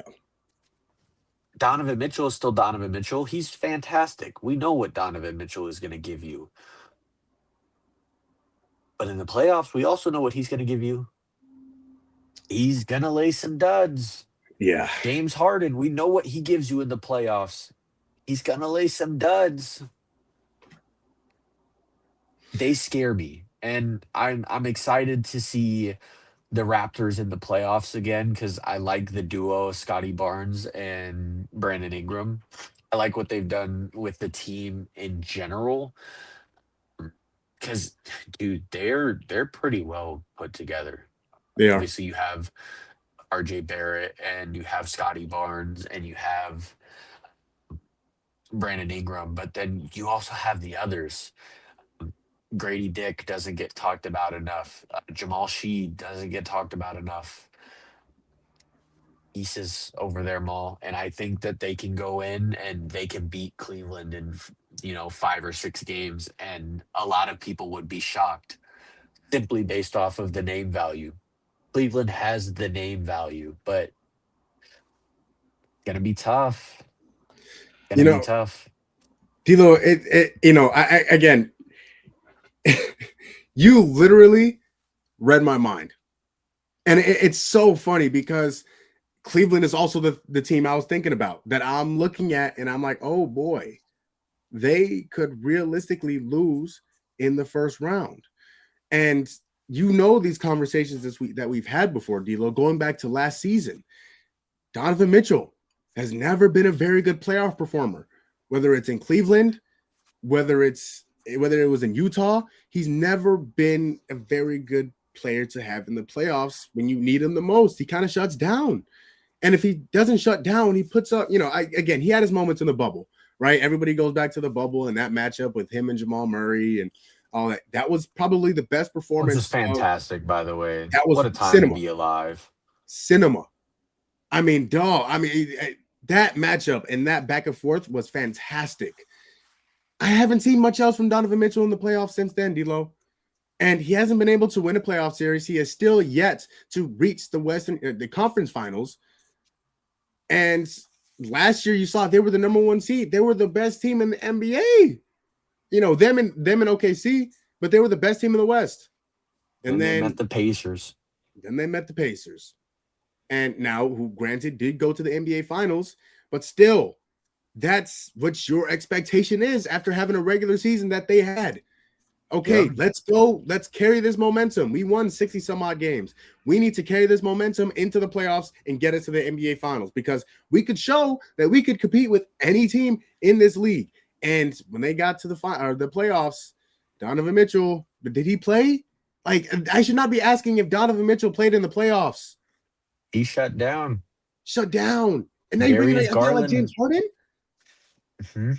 It's tough. And- It's tough for me to say that this team, I have any faith, I have any hope in that basketball team. To be, again, a team like the Raptors, who you mentioned is put together extremely well. When you have Scotty Barnes, you have Brandon Ingram. Those are your two guys. Whether it's 1-2, 1A, 1B, whatever it is. And then you have Jamal Shead, who is a very, very good perimeter defender. You still have RJ Barrett. You have a lot of these guys that and you mentioned Grady Dick. This team is so deep that Grady Dick hasn't even really had a chance to play this season. His minutes have dropped off drastically because of the depth that this team has. Emmanuel Quickly. This team is very, very sneakily good. And I could absolutely see a scenario in which the Cavaliers go into the first round and lose to the Toronto Raptors. Could too. And can we talk about Evan Mobley and the fake depoy? Can we talk about that? Or If Wemby didn't win it, Evan Mobley deserved to win it. I don't think so. I think Dyson should have got it last year. When you look at it though, Evan Mobley came into the playoffs and he let Pascal Siakam walk all over him. Yeah, he did. Dog walked him the did. whole series. He did. That's from your depoy. He's trash. He's trash.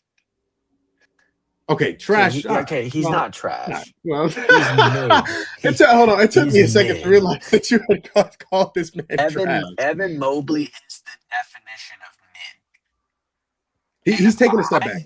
And I'm the only one that sees it. I'm the only one that sees it. He's taking a step back this year. He has. He hasn't developed. Mm-mm. And why is that? Why hasn't he?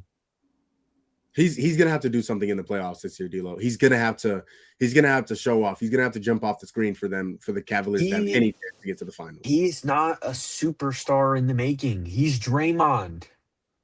That's what he is. We can stop treating him like he's not.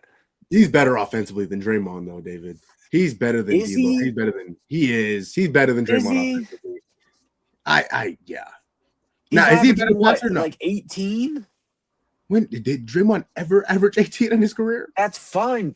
We're in an inflated NBA right now. We're in an inflated NBA. If you drop him in 2016, Evan Mobley's not averaging 18. I don't know. He's not. He's a Draymond. Don't get me wrong. He's taken a step back. He's definitely taken a step back this year. I wouldn't go as low as saying Draymond. Because We're not gonna say low like Draymond wasn't a dog on that team. We're not gonna say No, I'm that. sorry. That was wrong. And that was really rude. That was rude, but it was intentional. I can't stand Draymond Green. Can't stand him. That was intentional, D-Lo. I'll admit it. Hey, listen. You know what? I stand by here that Draymond is low. Yep. He's a bum. Talking about trash. Well, yeah, you want to talk about that. I'm surprised you haven't mentioned Clay yet. Oh, Clay? Yeah, that guy. What are we talking about Clay for? You hate. Hey, Clay's not worth mentioning. Clay is better than Mobley. Who is? Klay Thompson. All time, maybe. Yeah, for sure. Even in the prime, I'd take prime Klay Thompson over Evan Mobley. I'll take right now. Yeah, I haven't seen Evan Mobley in his prime, but I would take Evan. I would take prime. I think we're witnessing Evan Mobley in his prime. We're not. I don't think he gets better. Don't do that. He gets better. I'm being so serious. He's taken a step back, but he can get better, D-Lo. I don't think he can. Oh, that's tough, man. I don't think he can. D-Lo. I think he is forever an 18-8 player. I think forever. Okay, right now, who would you rather have? Okay, right now, who'd you rather have, Evan Mobley or DeAndre Ayton? Well, DeAndre Ayton. What the fuck? Yep. Where did that come from? Here's the reason why I say it. Is because when you look at a career 18-10, 18-9 guy, I think of DeAndre Ayton. I would take Evan Mobley. Okay. But for the defense, give me any other guy. You pick the worst guy to pick in that situation. No, I put him up against another 18-10 guy. 18-8. You know what I'm saying? Like, let me see. Evan Mobley or Jonathan Kuminga? I'd take Kuminga. Really? I would take Kuminga. Oh, D-Lo, that's bold. And that's fine. Okay. All right. Let me find one more. I mean, when you look at it, I'm taking Giannis, taking JT, I'm taking Paulo, I'm taking Pascal, I'm taking Jaren Jackson Jr., I'm taking Chet, I'm taking Zion, I'm taking OG, I'm taking Denny, Scotty, I'm taking Jalen Johnson. I'm taking Aaron Gordon right now over Evan Mobley. Yeah, I'll take Evan Gordon over. Yeah. I'm taking Jaden McDaniels. I'm taking Jonathan Kuminga. I'm taking Miles Bridges over Evan Okay. Mobley. All right. No. We can't go that far. We can't go that far. We can. We're not going that far. Absolutely take it that far.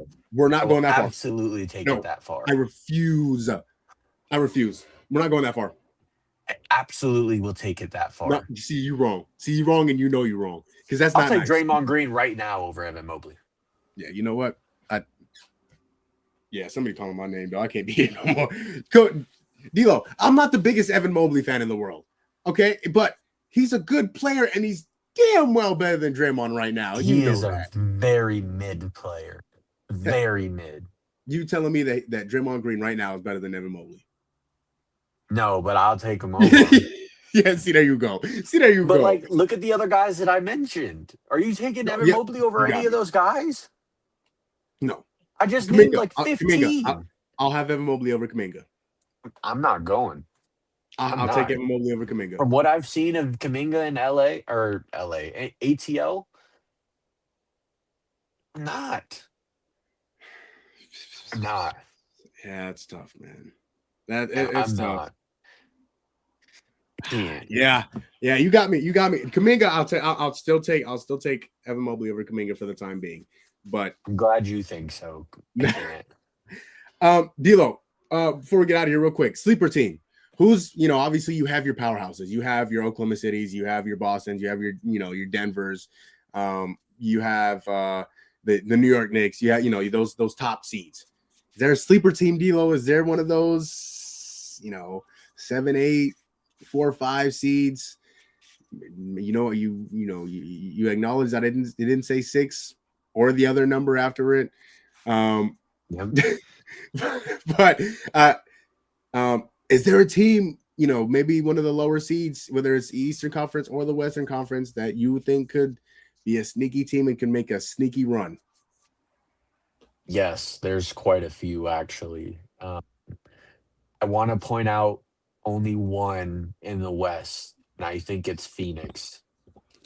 I think that Phoenix, if they get either the 7 or the 8 seed, could go in and win few games. Do I think they would win the series? No, but do I think that they would make it interesting? Absolutely. Absolutely think they would. So wanted to shout them out, but realistically, if we want to talk about it, I want to look at every team in the East playing. I want to look at every team in the East playing. Yeah.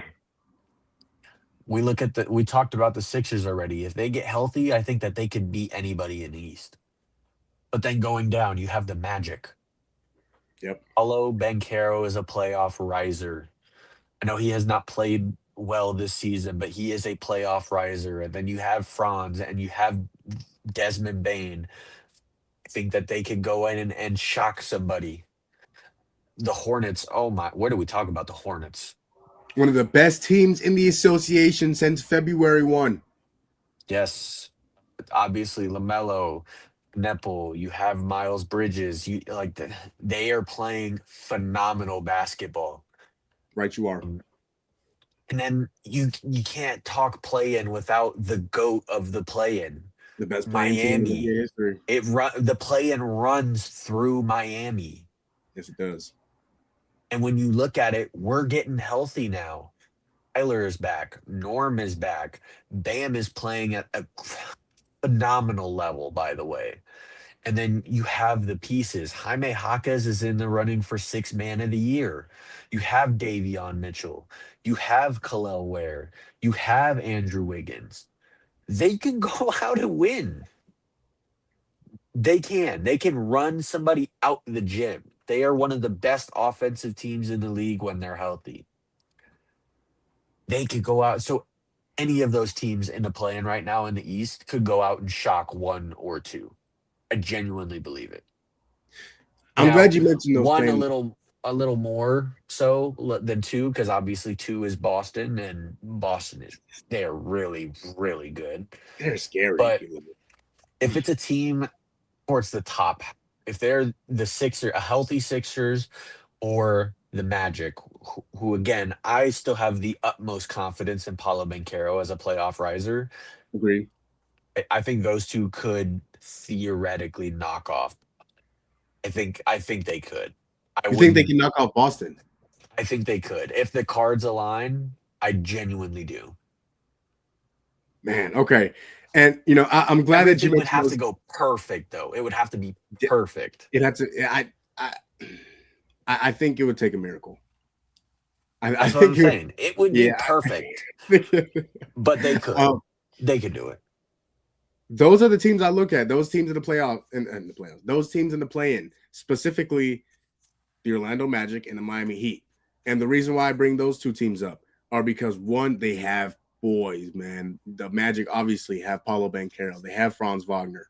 And they have guys who can step up. They have Jalen Suggs. They have Anthony Black. They have Mo Wagner. They have a bunch of guys who were there last year. They have playoff experience. They took the Cavaliers to 7 games last year. Now, did they lose? They did. But Paulo Banchero looked damn good, didn't he? No, that wasn't last year. That was Boston last year.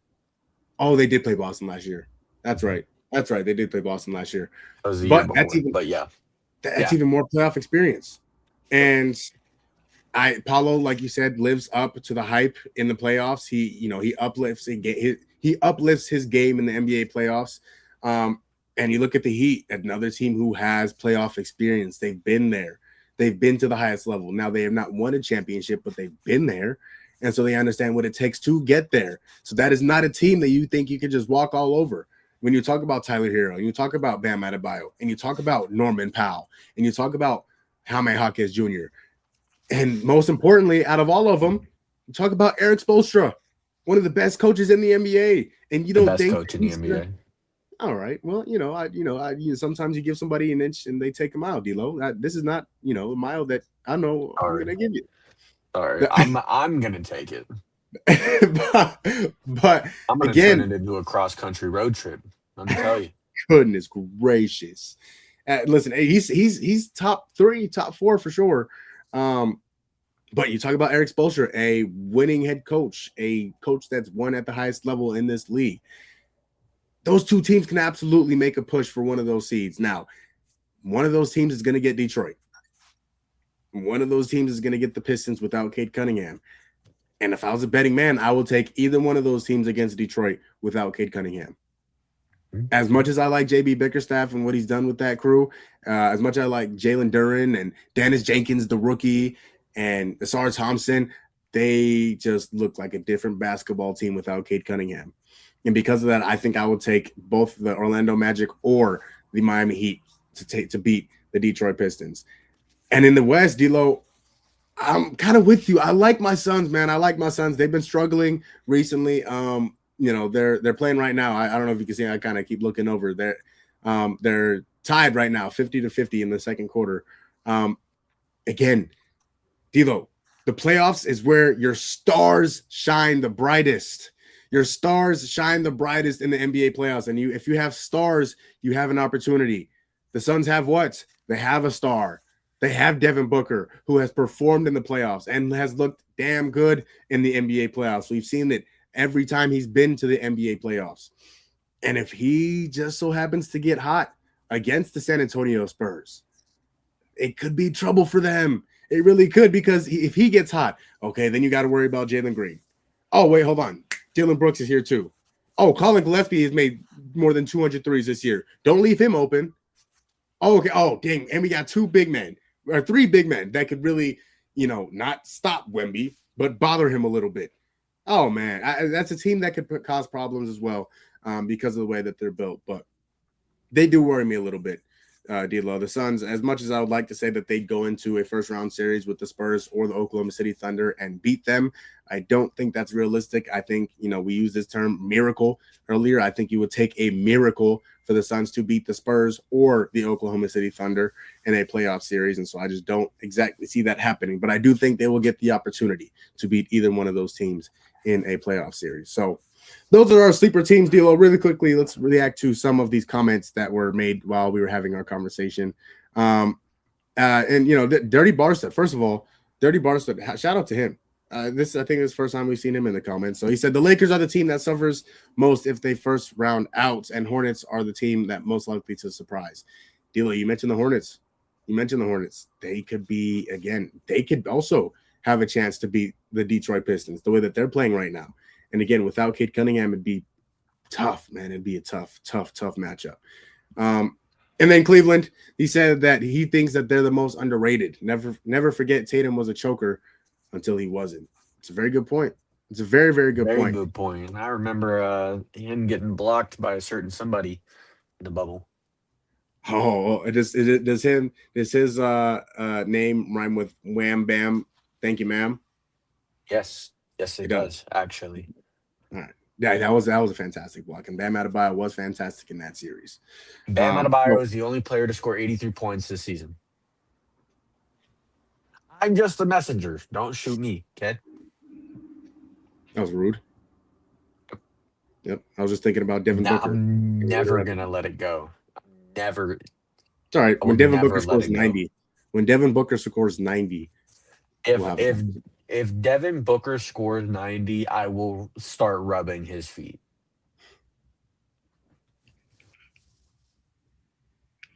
I heard it here first. Oh, can you start with mine? No. All right. That was rude. I think I like your attitude, D-Lo. And I'm just saying, we joke about it all the time that, I'm rubbing Devin Booker's feet. Mm-hmm. I will make that happen personally. If he scores 90? When he scores 90? If he can score 90. That is going to close out this episode of Gumball Sports Machine. Thank you all for watching. As I always say, if nobody else is going to tell you, I'll tell you, I love you. You matter. You have a purpose. Strive for your happiness and be grateful for what you do have. instead of upset about what you do not have. And D-Lo, if you don't mind asking the people, since our OG isn't here today. Since Old Man Tone isn't here, like, comment, subscribe. Could not have said it better myself. And if you don't mind, of course, like D-Lo just said, hitting that like button, tapping that subscribe button, and following us on all of our social medias, whether it's TikTok, Instagram, Twitter. We're on all of it at Gumball Sports Machine. Please be on the lookout. We upload most days, as most days. I need to become an everyday thing again. But most days we upload on social media. So please, if you don't mind going and following our channels on all of those. And of course, on YouTube, we upload YouTube shorts all the time. But let me just say, I saw him live earlier. Go follow BBF Holiday. He was streaming earlier on TikTok. We gotta somehow, some way, we gotta bring him on the pod, D-Lo. He's a Laker fan. He's a Laker fan. We gotta get him. So gotta get him on the show one time, but also go follow our other platform, the Whack Show. Yes. On all platforms. If you're looking to laugh, and you're looking to maybe pee yourself a little bit, go ahead and check out the Whack Show.